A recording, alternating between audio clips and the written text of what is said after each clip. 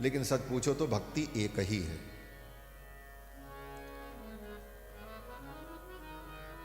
और वो क्या है? बोले प्रेम रूपा। बस। तो फिर ये 9, 8 ये भेद, 81 प्रकार के भक्ति के भेद, वो सब जो बताए गए, बोले वो सब एक ही भक्ति के अनेक रूप हैं। भक्ति तो एक ही। इसीलिए शब्द क्या है? बोले नवधा। नवधा का मतलब क्या? बोले संख्या विधार्थे धा, व्याकरण में प्रत्यय होता है।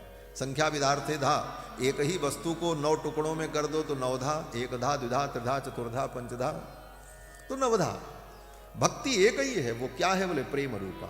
सा तस्मिन् परम प्रेम रूपा। भगवान में प्रेम हो और उस प्रेम का अनुभव इन रूपों में होता है। अगर जिससे हमारा प्रेम है तो हम उसका स्मरण करेंगे, जिससे हमारा प्रेम है हम उसकी चर्चा सुनेंगे, जिससे हमारा प्रेम है हम उसके सन्निकट रहेंगे, जिससे हमारा प्रेम है हम उसकी सेवा करेंगे, जिससे हमारा प्रेम है उसकी हर वस्तु हमें अच्छी लगेगी। तो यही तो भक्ति है। तो मूल रूप से सात तस्मिन् परम प्रेम रूपा, नवधा भक्ति का उपदेश किया। और इस नवधा भक्ति को बताते समय भगवान ने कहा, देखो सबरी मैया, ये भक्ति मैं जो बता रहा हूं ना, इसको अपने मन में रखना। नवधा भगति कहूं तो ही पाही, सावधान सुन धर मन माही। इसको मन में रखना, बुद्धि में मत रखना। ज्ञान को तो बुद्धि में रखो, लेकिन भक्ति को मन में रखो। क्यों? बोले बुद्धि तर्क प्रधान होती है। बुद्धि कहती है हम जब समझ लेंगे, जान लेंगे, तब कुछ करेंगे। और मन, बोले मन जानने के चक्कर में नहीं पड़ता, मन मानने के चक्कर में पड़ता है। बुद्धि जानने का काम करती है और मन मानने का काम करता है। और बुद्धि के द्वारा अगर व्यक्ति भक्ति करने चलेगा तो कभी भक्ति नहीं होगी। क्यों? बोले बुद्धि कभी भगवान को जान पाएगी नहीं, वो बुद्धि से भी परे भगवान। बोले तब बोले मान लो बस। मन के द्वारा भगवान को मानकर भक्ति प्रारंभ करो तो भक्ति हो जाएगी। इसीलिए भक्ति को मन में प्रतिष्ठित करना चाहिए। भगवान कहते हैं इस भक्ति को मन में रखना। सावधान सुन धरु मन माही। क्योंकि बुद्धि तो तर्क प्रधान है, बुद्धि तर्क करेगी। बुद्धि कहेगी राम राम कहने से राम जी मिलेंगे, रोटी रोटी कहने से कहीं रोटी मिलती है, गुड़ गुड़ कहने से कहीं मुंह मीठा होता है, तो राम राम कहने से राम कैसे मिलेंगे? अब तर्क तो तर्क है। बुद्धि का यही काम है। तो बुद्धि के द्वारा भगवान को कोई नहीं पा सकता। इसीलिए वेदों ने कहा नायमात्मा प्रवचनेन लभ्यो न मेधया न बहुना श्रुतेन यमे वैश वृणुते तेन लभ्या। अब इसकी व्याख्या में हम नहीं पढ़ेंगे। भगवान रामानुजाचार्य ने जिज्ञासाधिकरण में इसके ऊपर बहुत कुछ कहा है और बहुत सारी बातें हैं, परंतु मूल बात इतनी ही है कि यमे वैश वृणुते तेन लभ्य। भगवान हमारा वर्ण करें। इसमें भी दो अर्थ हैं। भगवत पाद शंकराचार्य अर्थ करते हैं कि यमे वैश वृणुते तेन लभ्य। जीवात्मा के द्वारा परमात्मा का वर्ण हो तब उसे परमात्मा की प्राप्ति हो। जीव कर्तृक वर्ण, जीव परमात्मा का वर्ण कर ले तो जीव को भगवान की प्राप्ति हो जाए। और वर्ण किसका होता है? बोले प्रियतम ही वर्णीयो भवति। प्रियतम का ही वर्ण होता है। तो भगवान को प्रियतम मान करके जीव वर्ण कर ले, यमे वैश वृणुते तेन लभ्या। तो जीव कर्तृक वर्ण का वर्णन भगवत पाद शंकराचार्य ने किया। लेकिन भगवान श्री रामानुजाचार्य थोड़ा इससे आगे बढ़कर एक नया भाव देते हैं। भगवत पाद रामानुजाचार्य कहते हैं कि जीव कर्तृक वर्ण तो हो, जीव भगवान का वर्ण करे प्रियतम के रूप में, लेकिन जीव के वर्ण मात्र से उसको भगवान की प्राप्ति नहीं होगी। जब भगवान उसका वर्ण करेंगे तब वो प्राप्त कर पाए। सोई जानई जेहि देहु जनाई, जानत तुम ही हो जाई, तुम्हारी कृपा तुम ही रघुनंदन, जानई भगति भगति उर चंदन। यमे वैश वृणुते तेन लभ्य। स्वयं भगवान उसका वर्ण करे। तो भक्ति का मतलब प्रेम पूर्वक परमात्मा का वर्ण स्मरण और मन के द्वारा भक्ति। भगवान ने भक्ति का उपदेश सबरी मैया को दिया। और एक बात और चलते चलते इसमें नवधा भक्ति जो बताई इस नवधा भक्ति में पहली भक्ति जो है ना, यही सबसे बढ़िया है। हाँ, जो सबको सब कर सकता है। बाकी भक्तियों में तो शर्त है महाराज, वो शर्त ही पूरा कर पाना बड़ा कठिन है। दूसरी भक्ति से देखो, दूसरी भक्ति क्या है? बोले दूसर रति मम कथा प्रसंगा। भगवान कहते हैं दूसरी भक्ति ये है कि मेरी कथा में रति हो। अगर भगवान की कथा में रति नहीं है तो कथा श्रवण भक्ति भी पूरी नहीं हुई। तीसरी भक्ति क्या? बोले गुरु पद पंकज सेवा तीसर भगति। गुरु के पद पंकज की सेवा ये तीसरी भक्ति है। लेकिन शर्त क्या है? बोले अमान, अभिमान से रहित होकर के करो। अभिमान आ गया कि हम गुरु जी को देते हैं, हम गुरु जी की इतनी सेवा करते हैं, और उसका वर्णन करो और उस सिर उठा करके चलो कि हम तो इतना कर रहे हैं, बोले वो गुरु भक्ति बेकार हो जाएगी। गुरुपद पंकज सेवा तीसर भगति अमान। चौथी भगत क्या है? बोले चौथी भगत में भी शर्त है। चौथी भगति मम गुण गण करई कपट तजिगान। चौथी भक्ति क्या है? बोले भगवान के गुणों का गान, लेकिन उसमें कपट का त्याग करना। कपट अगर त्यागा तब तो ठीक है, कपट नहीं त्यागे तो वो भी भक्ति नहीं होगी।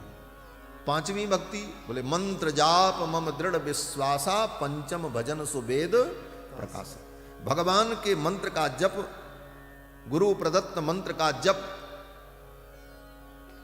ये भक्ति है पांचवी भक्ति, मंत्र जाप। लेकिन शर्त क्या है? बोले दृढ़ विश्वासा, दृढ़ विश्वास। यही नहीं होता।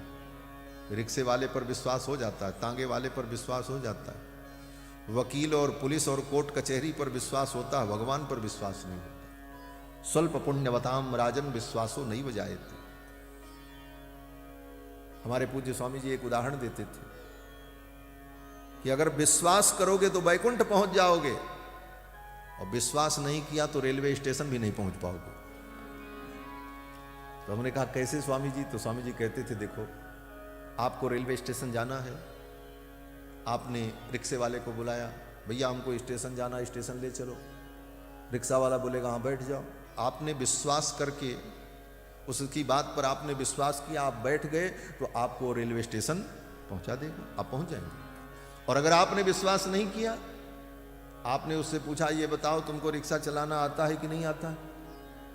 तो कहेगा हाँ साहब आता है। बोले अच्छा, सकुशल हमको पहुंचाओगे? बोले हाँ पहुंचा देंगे। बोले स्टेशन का रास्ता तुम्हें मालूम है? बोले हाँ मालूम है। बोले सही बताओ तुम पहुंचा पाओगे? तो रिक्शा वाला कहेगा साहब चलना हो तो बैठो, फालतू की बहस मत करो।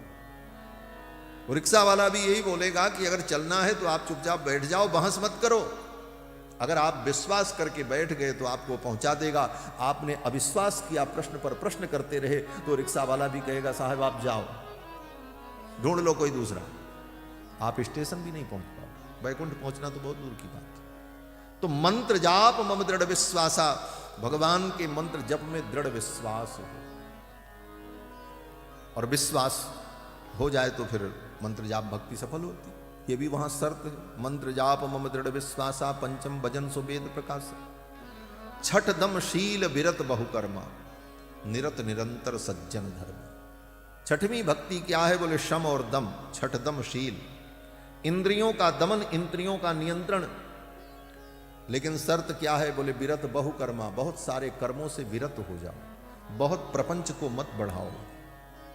विरत बहुकर्मा, निरत निरंतर सज्जन धर्मा, और सज्जनों का जो धर्म है उस धर्म में निरत हो जाओ, तब ये छठवीं भक्ति हो। सातवीं बोले सातों सम मोहिमय जग देखा। सातवीं भक्ति क्या है? बोले सारे संसार को भगवान के रूप में देखो, सी आराम में सब जग जानी। ये सातवीं भक्ति है। लेकिन इसमें शर्त क्या है? बोले मोते अधिक संत करी लेखा, मुझसे अधिक मेरे भक्तों से प्रेम करो। हम सर्वत्र भगवान तो देखते हैं, देखने की कोशिश भी करते हैं, लेकिन संतों में, भगवत भक्तों में हमारी निष्ठा दृढ़ नहीं होती। थोड़ा सा दोष दिखाई पड़ जाए तो बुद्धि खराब हो जाती है। अरे ये तो ऐसे है।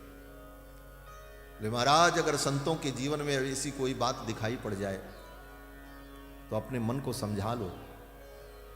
श्री प्रियादास जी महाराज भक्तमाल की टीका में, भक्तमाल के जो टीकाकार हैं श्री प्रियादास जी कहते हैं कि संत तो अनंत हैं, भगवान के भक्त अनंत हैं, और उनका स्वभाव, उनकी प्रकृति भिन्न भिन्न है। इसलिए किसी संत के जीवन में अगर कोई कमी दिखाई पड़े तो अपनी भावना को दूषित मत करो, अपितु मन में ये भावना करो कि जैसे मैया अपने बच्चे को स्नान कराती है, स्नान करा करके सुंदर कपड़े पहनाती है, पाउडर लगाती है, सजाती है, और फिर बोले आंख में काजल लगाती है, और उसके बाद जो काजल बचा वो मत्थे पर ऐसे लगा देती। अरे पाउडर लगाया, श्रृंगार किया, आंखों में काजल लगाया, यहां तक तो ठीक था, ये श्रृंगार था, फिर इतनी कालिख लेकर के यहां मत्थे पर क्यों पोत दिया? बोले ये मत्थे पर जो कालिख पोत दिया ये इसलिए पोत दिया कि इसका जो श्रृंगार किया है, श्रृंगार पर किसी की नजर न लगे। उसी तरह भगवान अपने भक्तों के जीवन को बहुत ही सजाते हैं, लेकिन सजाने के बाद भगवान सोचते हैं कहीं संसार के प्राणियों की नजर न लग जाए, इसलिए अपने भक्तों के जीवन में एक कलंक का टीका भी ठाकुर जी लगा देते हैं। ये भावना करनी चाहिए। प्रियादास जी कहते हैं, पालक सिंगारी के निहार नेहवती माता, बालक सिंगारी के निहार नेहवती माता, देत जो डिठौना कारो डीठ डर जानी के, देत जो डिठौना कारो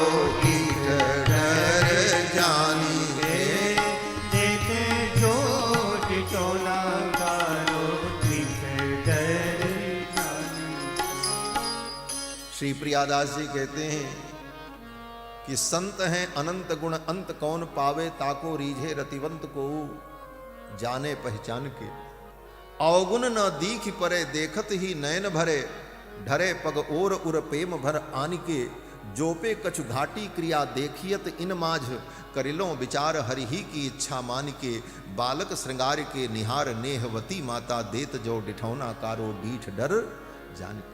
जैसे मां श्रृंगार करके डिठौना लगा देती है, उसी प्रकार भगवान अपने भक्तों के जीवन में कलंक का एक डिठौना लगा ही देते।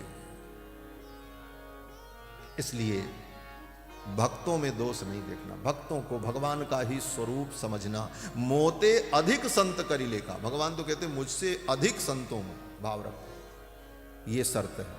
और 8वीं भक्ति में बोले आठों जथा लाभ संतोषा, ये 8वीं भक्ति है। लेकिन शर्त क्या है? बोले सपने हूं नहीं देखी पर दोषा, सपने में भी दूसरे का दोष मत देखो, लेकिन दूसरे का दोष पहले दिखता, अपना नहीं दिखता। खलह सरषप मात्राणि पर छिद्राणि पश्यति, आत्मनः बिल्व मात्राणि पश्यन्नपि न पश्यति। तो 8वीं भक्ति में भी शर्त, और 9वीं भक्ति बोले नवम सरल सब सन छलहीना। 9वीं भक्ति क्या है? बोले सरल हो जाओ। बोले सरल ही होना बड़ा कठिन है। विद्वान होना सरल है, धनवान होना सरल है, ज्ञानी होना सरल है, बहुत नामचीन होना सरल है, लेकिन सरल होना कठिन है। सरल होना ही बड़ा कठिन है। और सरलता जीवन में आ जाए तो भक्त कहते हैं सरल व्यक्ति को भगवान भी बड़ी सरलता से मिल जाते हैं, लेकिन सरलता आती नहीं, बहुत कठिन। नवम सरल सबसन छलहीना, सरलता भगवान को बड़ी प्यारी लगती है। कितनी सरलता से केवट ने सब कुछ कहा, कोई बनावटीपन नहीं, और उसकी सरलता पर ही ठाकुर रीझ गए। सुन केवट के बैन प्रेम लपेटे, अटपटे बिहसे करुणा अयन, चितई जानकी लखन तन। केवट में क्या था? ज्ञान था कि वैराग्य था, कि वैदुष्य था, कि कुल था, कि धन था, कि सुंदरता थी? कुछ नहीं था, सरलता थी। वो सरलता पर ठाकुर रीझ गए। ठाकुर तो सरल को बड़ी सरलता से मिल जाते हैं। तो सरल होना बड़ा कठिन। नवम सरल सब सन छलहीना, और उसमें शर्त क्या है? बोले मम भरोसा भगवान का। लेकिन इन 9 भक्तियों में जो पहली भक्ति है सत्संग, प्रथम भगति संतन कर संगा, इसमें कोई शर्त नहीं। भगवान कहते हैं प्रथम भगति संतन कर संगा, संतों का संग करो, सत्संग करो। इसमें कोई शर्त नहीं है। और प्रथम भक्ति आपने की तो आगे की भक्ति तो जीवन में अपने आप आ जाएगी। सबरी को भगवान ने भक्ति का उपदेश किया और फिर सबरी ने भगवान के चरणों में प्रणाम किया और कहा, रघुनंदन अब मैं जाना चाहती हूं, आपके दर्शन के लिए रुकी थी। सबरी ने सुंदर चिता बनाई और चिता में प्रवेश करने की तैयारी की सबरी ने। तो राम जी ने पूछा, कहां जाना चाहती हो? तो सबरी ने यह नहीं कहा कि मुझे बैकुंठ जाना है, मुझे स्वर्ग जाना है, मुझे ब्रह्मलोक जाना है। सबरी ने कहा, रघुनंदन मैं अपने गुरु जी के चरणों में जाना चाहती हूं। अद्भुत भाव है सबरी का। सबरी कहती मुझे कहीं नहीं जाना, मेरे गुरु जी जहां गए मैं उन्हीं के चरणों में जाना चाहती हूं। आज तक उनके चरणों में थी और आगे भी उनके चरणों में जाना। यह बड़ी उत्कृष्ट कोटि की भक्ति है। इस संसार में भी गुरु के चरण का आश्रय लें और यहां से जाने के बाद भी गुरु के चरण का आश्रय प्राप्त हो, यह गुरु निष्ठा सबरी की। सबरी ने कहा कि तेसाम इच्छाम में हम गंतुम समीपम भावितात्मनाम। मेरे गुरुदेव मतंग मुनि जो भावित आत्मा है, मैं उन्हीं के समीप जाना चाहती हूं। सबरी ने यह नहीं कहा महाराज मैं भगवान के समीप जाना चाहती हूं, बैकुंठनाथ के पास जाना चाहता हूं, आपके समीप जाना चाहती हूं। सबरी ने कहा मैं अपने गुरुदेव के सन्निकट जाना चाहती हूं। मुनि नाम आश्रमो येसाम अहम च परिचारिणी। जिनकी मैंने जीवन भर परिचर्या की, जिनकी सेवा की, उन्हीं के चरणों में जाना चाहती हूं। भगवान इस गुरु भक्ति से बड़े प्रसन्न हुए और ये गुरु भक्ति भी अंत में भगवान की ही भक्ति बन जाती है। अभी भगवान ने सबरी को उपदेश किया ना, गुरुपद पंकज सेवा तीसर भगति अमान। गुरु की भक्ति भी भगवान की ही भक्ति कहलाती। इसीलिए सबरी ने कहा मैं तो उन गुरु के चरणों में जाना चाहती हूं जिन गुरु की मैंने सेवा की, जिनकी परिचर्या की। भगवान ने कहा आपको वही उत्तम लोक की प्राप्ति होगी। ताम उवाच ततो राम सबरीम संसितव्रताम अर्चितो हम त्वया भद्रे गच्छ कामम यथा सुखम। हे देवी तुमने मेरी पूजा की, मेरा सम्मान किया, मेरा आतिथ्य किया। अर्जितो हम त्वया भद्रे गच्छ कामम यथा सुखम। सुख पूर्वक आपकी जहां इच्छा हो आप जाओ। सबरी के लिए मानो भगवान ने सारे लोकों का द्वार खोल दिया। बैकुंठ में जाना चाहो तो बैकुंठ भी तुम्हारे लिए खुला, स्वर्ग में जाना चाहो स्वर्ग खुला, ब्रह्मलोक जिस लोक में जाना चाहो गच्छ कामम यथा सुखम। और इत्येव मुक्त्वा जटिला चीर कृष्णाजिनांबरा। जटाओं को धारण करने वाली सबरी मृगचर्म और बलकल वस्त्र धारण किए हुए अनुज्ञातातुरामेण हुत्वात्मानं हुताशने। राम जी की अनुज्ञा लेकर के सबरी चिता में प्रवेश कर गई और चिता में अपने शरीर को दग्ध कर दिया और दिव्य रूप से सबरी भगवान के धाम को चली गई। सबरी भगवत धाम पधारी।